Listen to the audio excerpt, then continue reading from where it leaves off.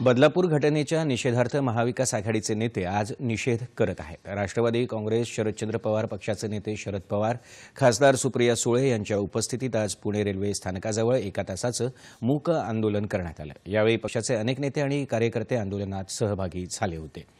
महाविकास आघाडीतल्या काँग्रेसच्या वतीनं नागपूरमध्ये संविधान चौक इथं विधानसभेतले विरोधी पक्षनेते विजय वडेट्टीवार यांच्या नेतृत्वाखाली तोंडाला काळ्या फिती लावून मूक प्रदर्शन करण्यात आलं।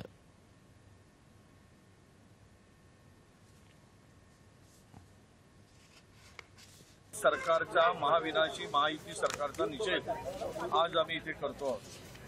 या सरकारच्या काळामध्ये मागील 1 जानेवारीपासून तर आता ऑगस्टपर्यंत 2141 महिलांवर मुलीवर अत्याचार झालेत। हा क्राईम रेट मागच्या 7 महिन्यामध्ये 57% वाढला राज्यात। तरी पण हे इजा बिजा तिजा तिघेही महाराष्ट्राच्या कायदा सुव्यवस्थेकडे यांचं लक्ष नाही। गृहमंत्र्याच्या जिल्ह्यात कायदा सुव्यवस्थेचा बोजवारा उडाला। मुख्यमंत्र्याच्या जिल्ह्यामध्ये पूर्णतः कायदा सुव्यवस्था शिल्लक राहिली नाही। मग हे करत काय आहेत राज्यात?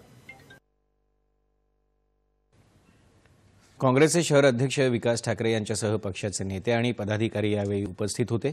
शिवसेना उद्धव बाळासाहेब ठाकरे पक्षानेही मुंबईत शिवसेना भवनाबाहेर मूक निदर्शनं केली।